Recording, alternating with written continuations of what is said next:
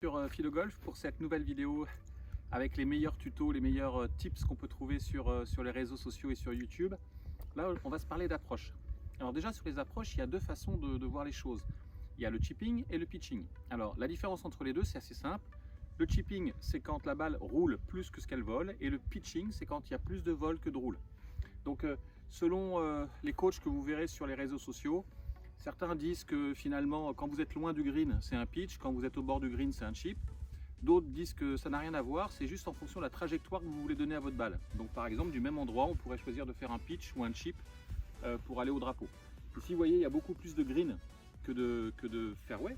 Donc c'est plutôt un chip qu'on va jouer dans ces cas-là. Donc on va vous montrer 4 écoles, 4 techniques qu'on trouve sur les réseaux sociaux. Avant toute chose, bien sûr, n'hésitez pas à vous abonner à la chaîne YouTube, c'est totalement gratuit, ça vous permettra de revoir les vidéos et de voir d'autres qu'on a pu vous diffuser. Et puis si ça vous plaît, n'hésitez pas à partager, à liker. Donc maintenant, je vais vous montrer les 4 techniques. Première technique, c'est celle utilisée par Jack Nicklaus quand même, et son coach qui s'appelait Jack Grout. C'est plutôt une technique pour les débutants de mon point de vue parce qu'elle est très facile à utiliser, vous verrez quand je vais vous montrer. Par contre, c'est plutôt une école, on va dire, old school des années 50. La deuxième, c'est celle de Sean Foley, pardon, qui a quand même été le coach de Tiger Woods pendant presque 3 ou 4 ans. Et lui, vous allez voir, il a une technique assez intéressante. Moi, je la recommande, notamment si vous êtes autour de 20 d'index. C'est à peu près, c'est bien adapté, je pense. Techniquement, c'est pas trop compliqué. La troisième technique, elle est enseignée par la plupart des coachs et des professeurs aujourd'hui du PGA.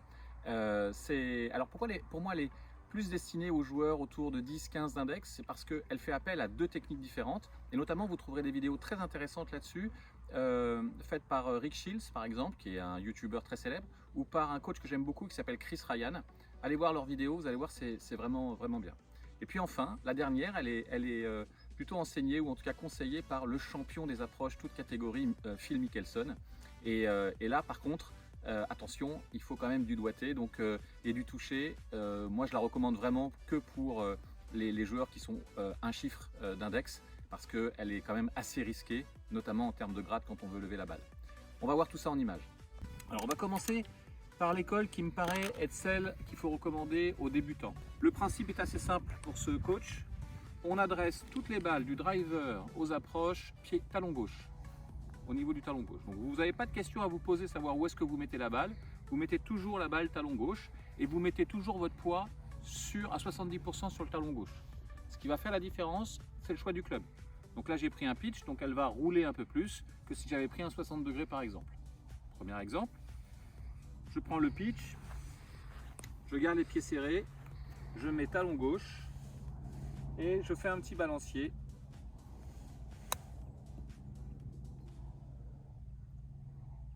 Permet à ma balle de rouler.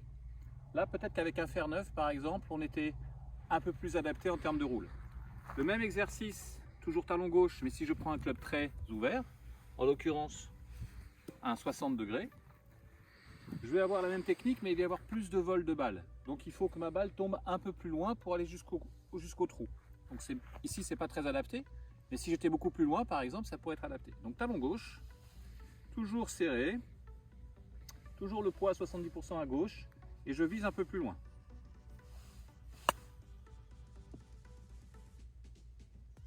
Vous voyez qu'on arrive à peu près au même endroit avec une technique qui est quand même très simple. Ça, c'est la première école. Vous avez juste à changer de club et vous restez toujours talon gauche, 70% du poids. Deuxième école maintenant, celle de Sean Foley. Alors Sean Foley, ça a été le coach de Tiger Woods pendant quelques années, donc c'est vraiment une référence. Là, on est sur le golf moderne, hein, c'est un coach qui enseigne encore. Et je recommande sa technique pour les index autour de entre 20 et 30 d'index, parce que sa simplicité fait que là on varie la position de la balle, contrairement à la technique de Jack Grout, mais on fait toujours le même mouvement, donc ce qui a l'avantage de donner de la fiabilité, et puis surtout il n'y a pas d'action des poignets, donc c'est finalement assez sûr comme façon de chipper. Donc là, même principe, on choisit son club, j'ai pris un pitch. On a un peu de roule à faire. Donc Sean Foley, lui, sa technique, elle repose sur 3 fondamentaux. Première chose, il faut toujours que votre grip, vos mains, soient au niveau de votre cuisse gauche. Et votre poids est toujours 50-50 sur les 2 pieds. Et à chaque fois, vous ne mettez pas d'action des poignets, vous pensez qu'à vos 2 épaules qui bougent en balancier, un petit peu comme au putting. Vous voyez, c'est finalement comme un putt, 50-50 et avec le choix du club différent. Là où est la spécificité de Sean Foley, c'est que lui il dit selon le coup que vous avez à faire, vous allez mettre votre balle ou talon gauche, ou au milieu des pieds, ou pied droit. Pied droit, c'est quand vous voulez que votre balle roule beaucoup. Talon gauche à l'inverse, c'est quand vous voulez qu'il y ait plus de vol de balle avec le même club. Donc ici on a beaucoup de roule à faire, donc je vais la mettre pied droit. Je mets 50-50 le poids du corps, je mets mon grip au niveau de la cuisse gauche. Donc là vous voyez que le shaft est très penché, artificiellement penché, puisque je suis pied droit. Et je vais viser un point de chute assez proche de moi. Je pense qu'à mes deux épaules qui vont faire le balancier du putting.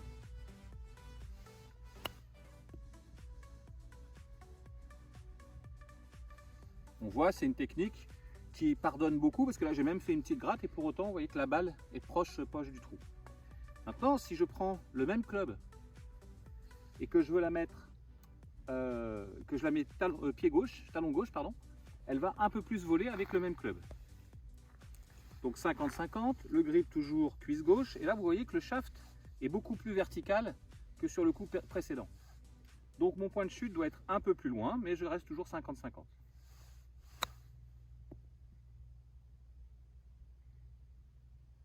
Donc elle est un petit peu plus courte parce que j'ai mis un peu moins d'intensité, mais vous voyez que le vol de la balle a été beaucoup plus haut. La troisième technique, cette fois-ci, elle s'adresse plutôt, de mon point de vue, à des index entre 10 et 20, donc des joueurs déjà confirmés. Et pourquoi plutôt à partir de 18 d'index, on va dire? Parce qu'on commence à avoir une action des mains dans le swing, et donc cette action des mains peut donner de l'irrégularité, ça demande un certain toucher, et donc c'est un peu touchy. Pour autant, elle est quand même très efficace dès qu'on commence à bien la manipuler. Donc entre 10 et 20 d'index, pour le chipping et le pitching, moi je trouve que c'est plutôt un bon conseil. Donc là, il y a une vraie différence entre est-ce que vous voulez faire rouler votre balle ou est-ce que vous voulez faire lever votre balle. Donc quand vous allez vouloir faire lever votre balle, il va falloir mettre un petit peu de poignée. Alors que quand vous voulez qu'elle roule, on va vraiment neutraliser complètement les poignées. Alors on va commencer par les coups roulés. Les coups roulés, donc il faut prendre un club fermé, mais même avec un club assez ouvert, c'est une technique qui fonctionne. Donc le principe, là on a appris un pitch. Le principe est d'adresser sa balle plutôt à droite, donc talon droit. Et là, vous allez vous rapprocher de la balle beaucoup plus que d'habitude. L'idée, c'est de mettre le club un peu sur la pointe. Donc le swing finalement est assez simple, ça ressemble un peu à un putter. Je me rapproche de la balle, je mets mes yeux au-dessus de la balle un peu comme pour un putting. J'ai la sensation d'être sur la pointe. Je prends un grip comme un grip de putter, donc vraiment le pouce au-dessus, comme si j'allais putter. Et là, je fais un mouvement de balancier en gardant le club sur la pointe.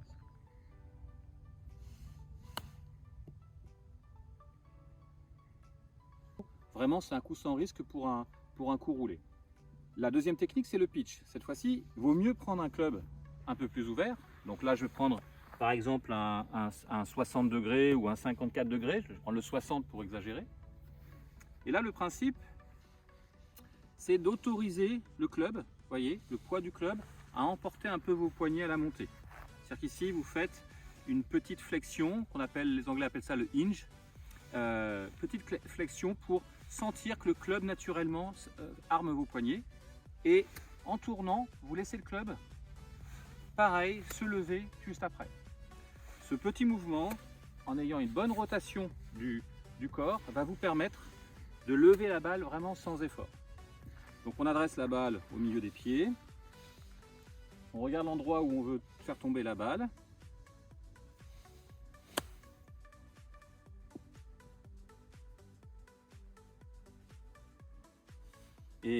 Et on fait un petit chip. Donc là, vous avez vu, c'est un super coup, elle a bien pris la pente, mais vous voyez que j'ai pris un peu de divot, donc c'est quand même risqué quand on ne maîtrise pas la rotation du corps, etc. Il faut vraiment avoir confiance dans son swing. C'est pour ça que ce n'est pas la technique que je recommande quand on est au-dessus de 18 ou 20 d'index. Quatrième technique pour faire vos approches, que ce soit des chips ou des pitchs. Cette fois-ci, c'est une technique qui s'adresse, selon mon point de vue, vraiment aux joueurs experts ou vraiment confirmés, c'est-à-dire plutôt les joueurs à un chiffre d'index, ou moins bien sûr, Et pourquoi? Parce que cette technique, elle est enseignée, en tout cas elle est conseillée par Phil Mickelson lui-même. Alors lui, il a une technique qu'il appelle hinge and hold. Donc casser les poignets et tenir ensuite au moment de la traversée. Une technique très efficace, mais très risquée, parce que si vous n'êtes pas très bien synchronisé, si vous n'avez pas confiance dans votre coup, vous risquez de faire beaucoup de grattes avec cette technique. Donc je vais essayer de l'exécuter pour vous montrer, mais voilà, c'est quand même assez risqué. Alors le principe, les quelques fondamentaux que conseille Phil Mickelson, le premier, c'est déjà de choisir si vous voulez que votre balle roule ou votre balle vole. Et pour ça, il y a un truc très simple, c'est où vous mettez la balle pied droit, ou vous mettez la balle pied gauche. Mais de son point de vue, il n'y a aucune approche qui devrait se faire avec la balle au milieu. C'est pas choisir. Donc où vous voulez qu'elle roule, ou vous voulez qu'elle vole. Si vous voulez faire un coup roulé comme ici, vous allez donc adresser déjà votre balle pied droit. Et pour tous les clubs que vous allez choisir en fonction de l'intensité, de toute façon, ce sera pied droit. Premier fondamental, vous choisissez l'endroit où vous mettez votre balle. La deuxième chose, c'est que vous mettez toujours 70% de votre poids sur l'avant. Même pour les coups qui sont roulés à l'arrière, là où vous mettez la balle à l'arrière, vous avez toujours votre poids sur votre jambe gauche à 70% et même pendant le mouvement, ça ne varie pas. Vous ne faites pas ça, hein. Donc le poids toujours à gauche, quel que soit le mouvement. Et le troisième principe, c'est qu'il vous conseille d'armer vos poignets très tôt, le fameux hinge, et ensuite de tenir le club, vous voyez, dans l'axe du bras pendant votre rotation. Et donc ça vous oblige à tourner votre corps pour aller vers la cible.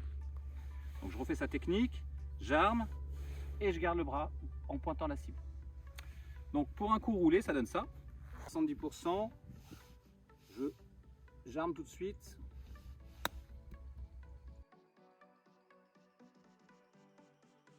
Voilà.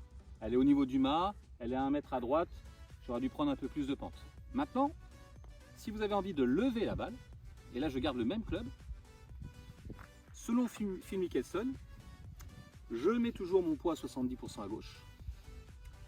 J'adresse ma balle, je vais casser mes poignets et je vais tenir.